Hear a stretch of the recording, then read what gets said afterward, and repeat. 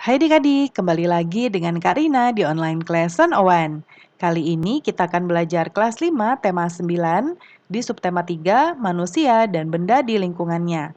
Di pembelajaran 2, kita akan belajar bahasa Indonesia, IPA dan SBDP di halaman 128 sampai dengan 137. Yuk di-subscribe dulu, klik loncengnya, like dan share juga ya. Gimana kabar adik-adik hari ini? Semoga semuanya dalam keadaan sehat. Nah, adik-adik, ini ada Edo. Di hari Rabu pagi, Edo bersiap-siap berangkat ke sekolah. Dia pakai baju batik ya, bagus banget adik-adik. Nah, baju batik merupakan seragam identitas sekolahnya. Sebelum berangkat, Edo tidak lupa menyantap sarapan pagi. Nih, ada susu, ayam, dan sayur mayur ya, serta buah-buahan.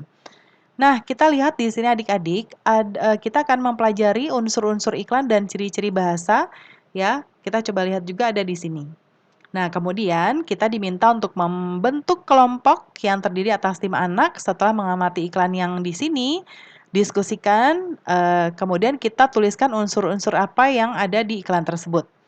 Yang pertama, ada nama produk yaitu payung lukis ya di sini. Lalu yang kedua, ini gambarnya menarik ya. Yang ketiga, kalimat iklannya yaitu kerajinan khas Tasikmalaya, Jawa Barat. Keunggulannya adalah dia merupakan produk dalam negeri, itu ada 100% Indonesia. Lalu alat pengiklannya yaitu Tasikmalaya. Ini alamat maksudnya ya, alamat pengiklan. Berikutnya kita lihat, nah ini tadi ya, agar dapat menarik perhatian khalayak, iklan harus memiliki ciri-ciri. Bahasanya singkat, padat, dan jelas, menggunakan bahasa yang memikat, dan memiliki daya sugesti. Menggunakan konotasi positif, kemudian isinya bersifat objektif, jujur, singkat, jelas, dan menarik. Kemudian untuk memperdalam pengetahuan kamu tentang iklan, lakukan latihan berikut. Nah, jadi ini ada iklan lagi ya, sebutkan unsur-unsur yang ada di dalam iklan. Nah, tadi unsur-unsurnya kita lihat jawabannya di sebelah kanan. Oh, ini terlalu kecil, Karina besarkan sedikit ya. Nah, unsur-unsurnya yang pertama adalah produknya disebutkan ya, nih Toyota Avanza. New Avanza. Kemudian gambarnya menarik, ada gambar mobilnya, kalimatnya Toyota termurah ya. Kemudian keunggulannya DP-nya murah ya, kemudian angsurannya ringan, prosesnya cepat, dan ada nomor telepon yang bisa dihubungi. Lalu yang pertanyaan nomor 2, bagaimana ciri-ciri bahasa yang terdapat pada iklan tersebut? Bahasanya itu dia menggunakan bahasa yang singkat, padat, dan jelas. Kemudian buatlah gambar visual tentang kesimpulan isi teks pada paparan iklan di atas. Nah, kesimpulannya adalah iklan tersebut berisi ajakan untuk membeli, ya, mengangsur mobil Toyota Avanza. Avanza ini ya, coba Avanza, oh Avanza betul ya, ada L-nya. Avanza memiliki keunggulan DP murah, angsuran ringan, proses cepat, dan mudah. Ya, harga dan servis terbaik, datanya bisa dibantu, gratis hadiah tanpa diundi, dan juga ready stock.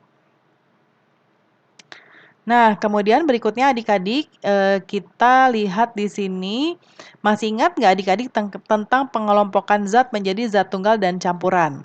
Ya. Nah, coba lihat. Saat Ibu Kantin membuat teh manis untuk Edo, berarti Ibu Kantin membuat suatu campuran, yaitu gula pasir dan air teh sebagai pelarut. Nah, kamu juga sudah membuat campuran sendiri ya, misalnya saat adik-adik meminum susu. Ya, itu adalah campuran dari susu dan air.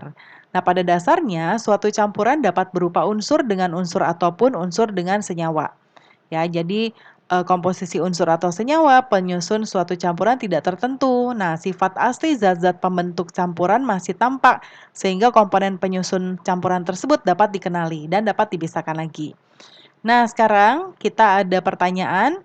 Coba amati gelas berisi air gula. Gula tercampur sempurna dengan air sehingga campuran antara gula dengan air tampak jernih. Berarti dalam hal ini gula tercampur rata dengan air. Termasuk campuran apakah peristiwa ini? Nah, ini termasuk, Karina kecilkan dulu ya.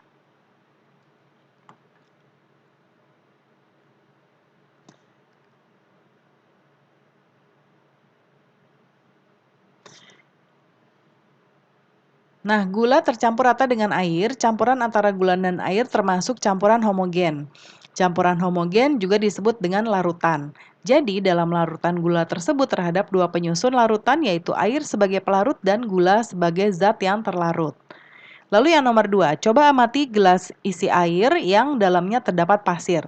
Apakah pasir dapat larut dengan sempurna sehingga larutan terlihat jernih? Tentu tidak, bukan? Termasuk campuran apakah? Nah, untuk campuran pasir dengan air, termasuk campuran heterogen. Pasir tidak dapat larut dengan sempurna dalam air. Campuran heterogen adalah campuran yang zat-zat penyusunnya bercampur secara tidak merata. Dan campuran ini tiap-tiap bagian tidak sama susunannya. Nah, sekarang kita sudah paham tentang campuran dan contoh-contohnya ya. Sekarang adik-adik akan bereksperimen ya dengan menggunakan alat dan bahan, kemudian langkah-langkahnya dituliskan. Karina contohkan di sebelah kanan. Laporan kegiatan percobaan campuran homogen dan heterogen. Tujuannya menentukan jenis campuran beberapa benda. Alat-alatnya dipersiapkan adalah 4 buah gelas, 4 buah sendok, air, minyak goreng, pasir, tanah, susu bubuk, dan garam. Langkah-langkahnya, siapkan 4 buah gelas serta 4 buah sendok. Gelas pertama air dan minyak, lalu diaduk. Gelas kedua tanah dan pasir, lalu diaduk. Gelas ketiga air dan garam, lalu diaduk. Gelas keempat air dan susu bubuk diaduk. Nah, lalu diamati semua campurannya, kemudian mencatat hasilnya dalam tabel. Karina besarkan dulu tabelnya. Yang pertama tadi air dan minyak tidak tercampur rata. Ya, dia termasuk campuran heterogen. Kemudian tanah dan pasir, dia tidak tercampur rata juga, campuran heterogen. Air dan garam tercampur rata, dia termasuk campuran homogen. Lalu air dan susu bubuk, nah dia tidak tercampur rata ya, dia termasuk campuran heterogen. Kesimpulannya, terdapat dua jenis campuran dalam percobaan yang telah dilakukan, yaitu campuran heterogen yang terdiri atas campuran air dan minyak, lalu campuran tanah dan pasir, serta campuran air dan susu. Dan yang campuran homogen yaitu campuran air dan garam. Nah, di sini adik-adik ada gambar, ada bacaan juga dan gambar tentang batik ya. Nah, ini boleh adik-adik baca dahulu serta ada gambar gerabah dari Kosongan Yogyakarta dan juga ada ukiran kayu dari Jepara ya. Nah, lalu berikutnya kita akan menjawab bagian ayo berlatih. Di daerah mana kamu tinggal? Apa karya seni rupa yang ada di daerahmu? Nah, ini hanya contoh saja. Misalnya kalau Karina akan buat dari Jawa Tengah di Pekalongan ya, batik Pekalongan. Nah, Pekalongan merupakan salah satu daerah yang terkenal sebagai pusat penghasil batik. Terdapat berbagai motif batik yang dihasilkan daerah ini. Ciri khas motif batik Pekalongan didominasi dengan tumbuh-tumbuhan dan hewan. Warna batik Pekalongan ini juga beragam, kebanyakan diantaranya berwarna cerah dan mencolok.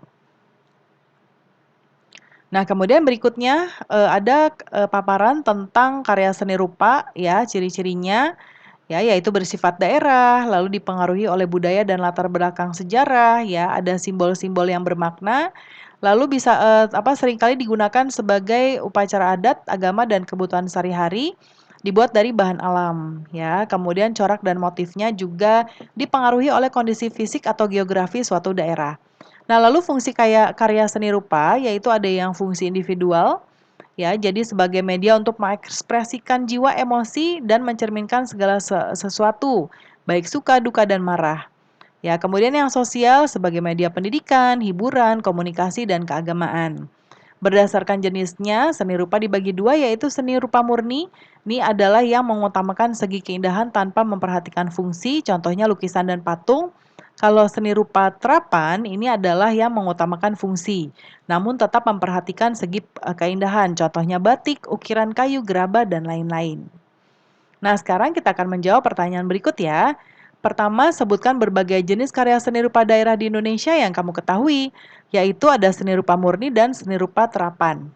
Yang kedua, sebutkan ciri-ciri umum karya seni rupa daerah, yaitu bersifat kedaerahan, dipengaruhi oleh budaya dan latar belakang sejarah suatu wilayah, corak dan motifnya dipengaruhi oleh kondisi fisik atau geografis suatu daerah, dipengaruhi oleh corak seni tradisional masyarakat setempat. Yang ketiga, sebutkan dua macam seni rupa berdasarkan jenisnya. Nah, ada dua yaitu seni murni dan seni terapan. Nomor 4, sebutkan 3 contoh seni rupa terapan yang ada di sekitarmu. Contohnya ada batik, ukiran kayu, dan gerabah. Yang kelima, sebutkan fungsi karya seni rupa daerah. Nah, ada dua. Yang pertama fungsi individual, ya.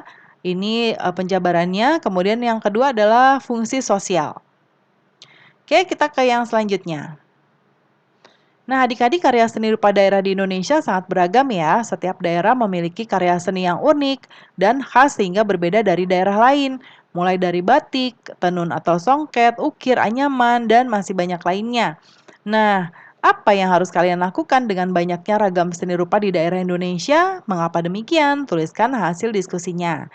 Nah, yang pertama adalah kita harus ikut memelihara, melestarikan, dan mengembangkan keanekaragaman karya seni, tidak menganggap karya seni daerah sendiri yang paling baik, tidak meremehkan karya seni daerah lain, kemudian mempelajari berbagai karya seni tradisional, menonton atau menikmati hasil karya seni daerah lain. Nah, terakhir di bagian air renungkan, apa saja yang sudah kamu pelajari, apa manfaat pembelajaran ini? Coba tuliskan hasil renungannya.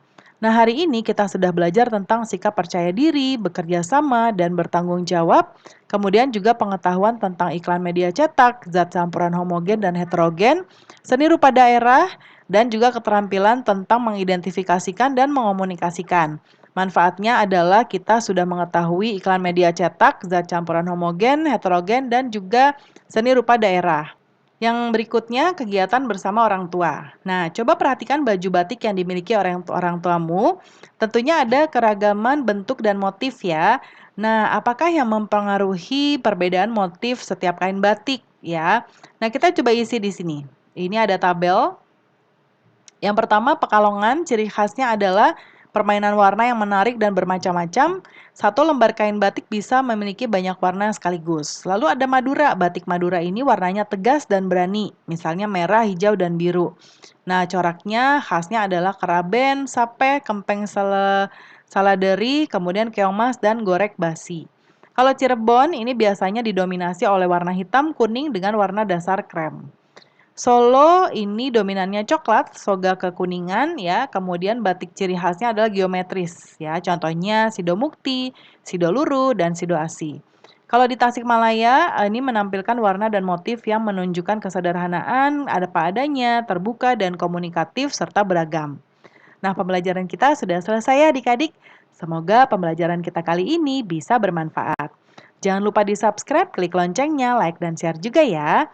Terima kasih sudah menonton sampai akhir. Mohon dimaafkan apabila ada kesalahan dalam perkataan maupun dalam materi yang diberikan. Sampai jumpa di pembelajaran berikutnya.